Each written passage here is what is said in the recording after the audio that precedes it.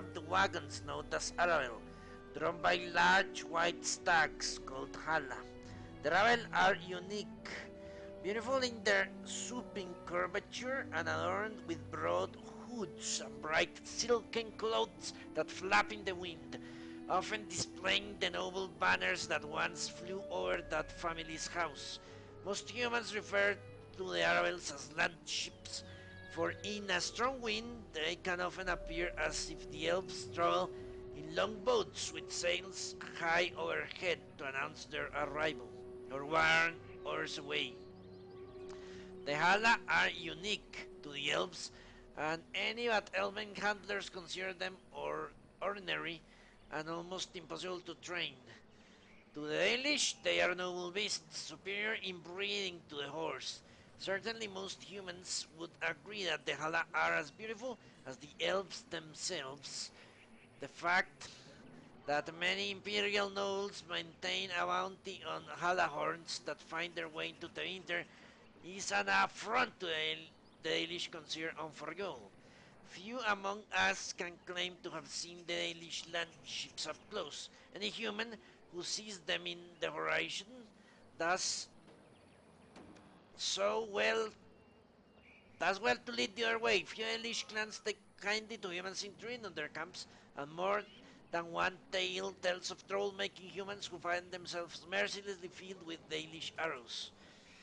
From in the pursuit of knowledge, the troubles of brother gingivitis.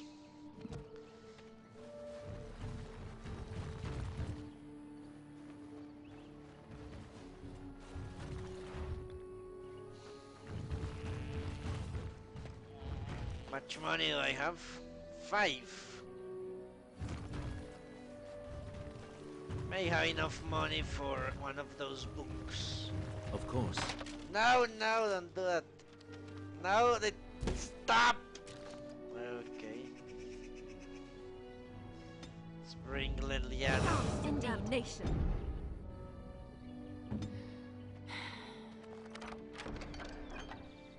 Ooh. Scout's bow.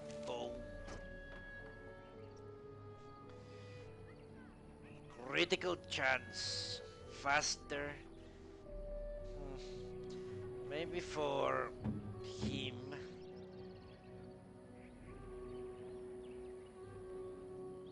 Yeah.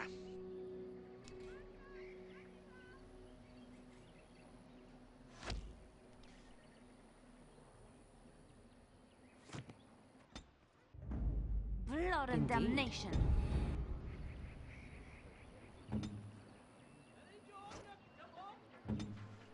All right.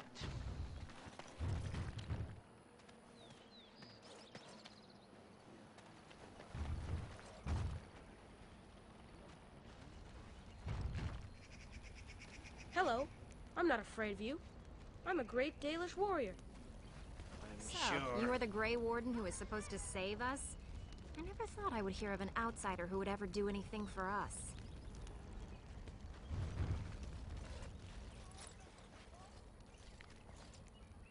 Andaran Atishan, outsider. Who are you? I am Gaina. Is there something you need from me? Could you answer some questions? I am not sure what I can tell you, but I shall try. We need some equipment. Master Verathorn should have what you need. Seek him out at the forge. I want to know what your people. You should speak to Lanaya. She's the Keeper's first and knows much of such questions. Tell me about the forest. You would be best to speak to Seirel. He is our storyteller and knows far more of such tales. But can you tell me about your keeper? Zathrian? He has been our keeper since long before my parents' parents were born. What could you wish to know about him? What is a keeper exactly? He keeps us safe, and he keeps the knowledge of our people safe, so we may bring it to all of our people one day. What knowledge is that exactly? The ways of our ancestors, of course. From the time of our Lathan, before the human empire enslaved our people. What does bring it to all your people mean? To the Flat Ears, those who live with the humans. When we have a new homeland to settle in, we shall teach all elves the ways they have forgotten. Okay. Where does he get his knowledge? From the other clans, and from the artifacts we uncover in our travels. Everywhere the old empire was, so went their slaves. Pieces of our past lie everywhere. Have more questions. Yes, How old is Zathrian? I don't know. Very old. It is said that Zathrian may be one of the first to become as our ancestors were long ago, immortal. But how could that be? Why him and not us? We all live longer than the Flat Ears, the elves who live with humans. The Keepers even more so because of their knowledge of the old ways. Why Zathrian differs from the others, I do not know. Perhaps he has been blessed by the creators. You don't actually believe in those gods, do you? Of course. Does your maker need to come down from the heavens and speak out loud for you to believe in him? Yes. There is little harm in my belief that our own gods watch over us from the heavens, full of hope for our future. I'm sure those hopes will be dashed. Want to know something else? What is that? Nothing. Then may the creators bring you fortune. I need another rope. I really need another rope. Okay.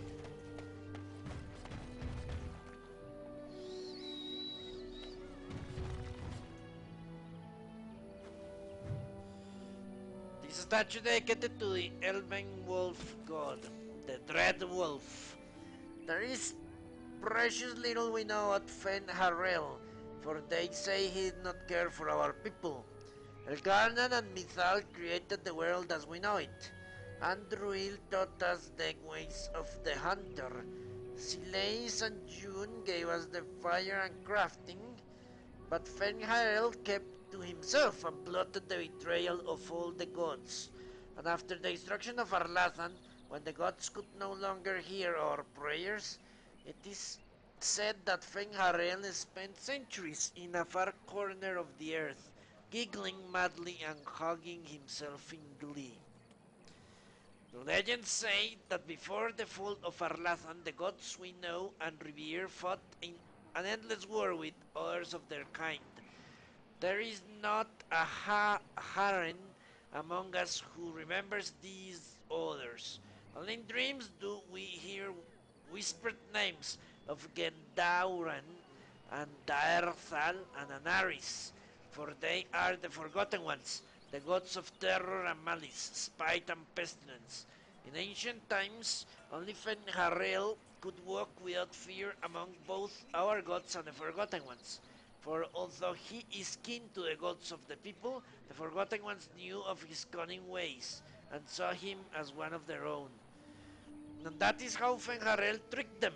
Our gods saw him as a brother, and they trusted him when he said that they must keep to the heavens while he arranged a truce. And the Forgotten Ones trusted him when he said he would arrange for the defeat of our gods. If only the Forgotten Ones would return to the Abyss for a time. They trusted Fenharel, and they were all betrayed. And Fenharel sealed them away so they could never again walk amongst the people.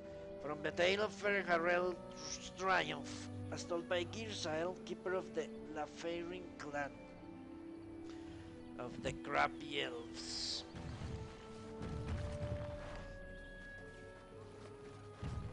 So, you're the Grey Warden who's supposed to save us. It will be done. I never thought an outsider would ever do anything for us.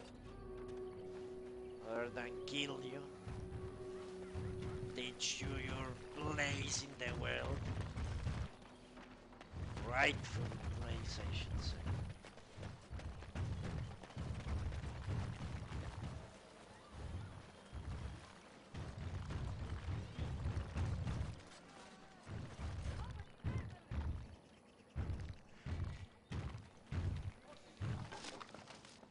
money. Out of my way, elf. The long walk. And the famine keeper of lies. Okay, I need to start searching for those. Hala. No creature is more revered by the English than the Hala. No other animal has a god of its own. These white stags are much larger than ordinary deer. The English Hala keepers carve their antlers as they grow, making them curve into intricate designs. In ancient times, these stags bore elven knights into combat, but since the fall of the Dales, they are used less as mounts and more as pull to arrows. When our people left the Inter, we had nothing except the knowledge that for the first time in countless centuries we were free. It was Shardan's dream that one day we would have our own homeland, where we could live as we chose. After the long struggle that claimed the lives of many, even Shardan himself, we were granted the Dales, and though the Dales were to the south of the land of Orlais, and a long way off from the Inter, it mattered little. We were going home, and so we walked. We called our journey a long walk, for that is what it was. We walked with what little we had on our backs. Some walked without shoes, for they had none. Whole families, women with infants, the old and the young alike, all of them made their way across the land on foot. And if one of our people could no longer walk, we carried him, or sometimes left him behind. Many perished along the way, some died of exhaustion, others simply gave up and fell by the wayside. A great number were set upon by human bandits, even though we had few possessions. Along the way, a growing number began to bemoan the decision to leave the winter. At least in the winter, they said, we had food and water and shelter. What do we have here? Nothing but the open sky and the prospect of a never-ending road ahead. Some turned back to the Inter, but most of us continued walking, and the gods rewarded those of us who did not waver by bringing us to the Dales. Our people called the new city Haram-Shiral, the end of the journey, and for a time it was home. Interesting. What are you doing? You've warped the wood completely. Did you leave it out in the rain? No, Master Verathorn. I think I just used too much heat. You're not smelting ore like a Durgenlin. This is living wood. It requires patience and delicate hands, not more heat. My actions bring me sorrow, Master Verathorn. And so they should. Truly, the art will be lost to us forever at this rate. Throw away your dead wood and start anew, and I shall speak to our guest. Now then, please forgive my distraction, stranger. Is there something that you need? Laura told me to bring these homes to you. Ah, so the Hala is dead at last, is she? I told Elora it was better to end it sooner than later. But the Hala are her province, poor girl. Our tradition dictates that we honor our fallen friends by reshaping their horns into keepsakes. Come, apprentice. Let us begin. And we are done. The apprentice did an excellent job, I think. Treasure it. For it is the last gift the Hala can bequeath. Okay. Mental resistance, nature resistance, and willpower.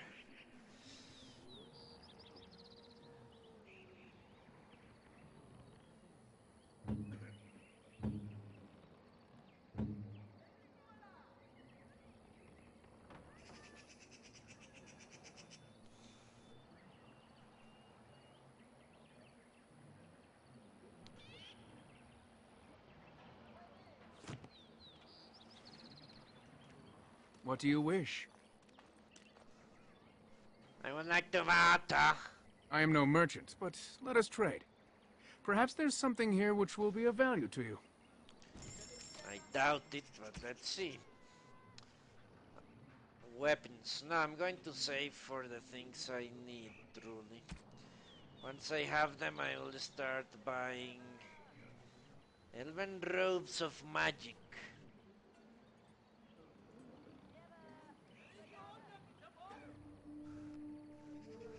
I don't like the fact that they are fucking Elven. They are good. But 4, no, that's too much. Not enough.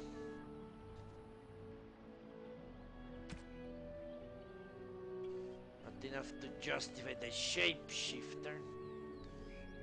Okay.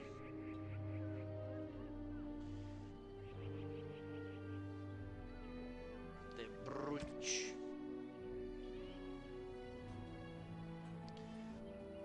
Great bold this recipe.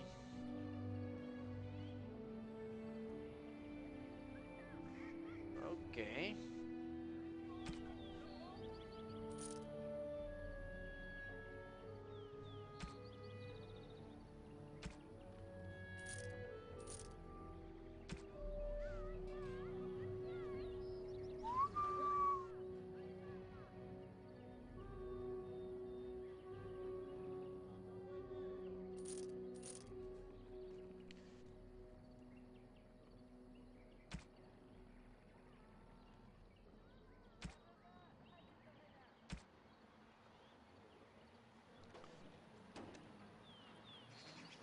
What do you wish?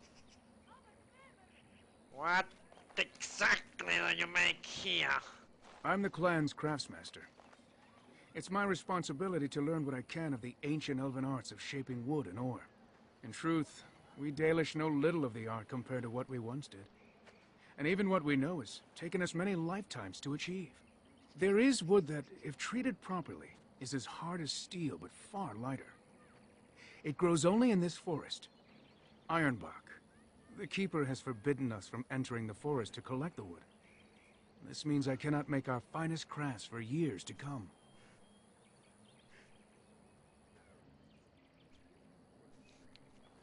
What if I found Ironbark for you? I would be hesitant to ask it of you, but if you should come across Ironbark, I suppose there would be no harm in gathering some. It is blue and very distinctive. You can only harvest the bark which has fallen off the tree for Mage. Now, if you find some, bring it to me, and I will craft it for you. What kind of item could you make? I excel in making blades from the ironbark, or perhaps a breastplate. Provided there's enough wood, that is.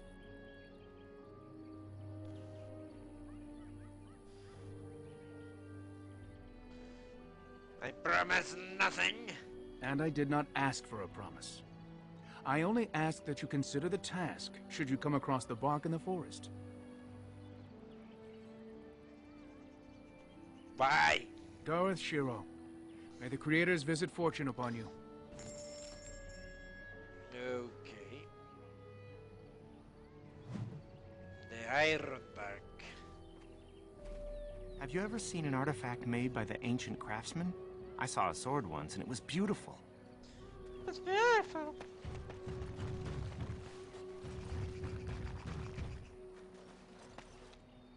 Okay.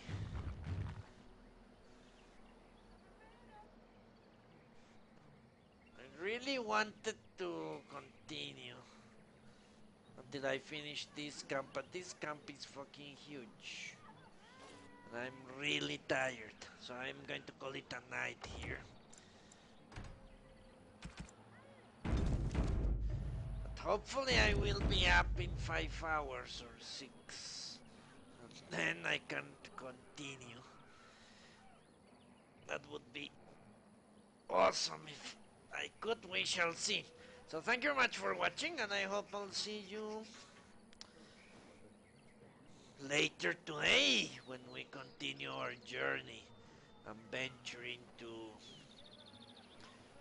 the Brescilian forest. Until then, long live the Imperium. Goodbye.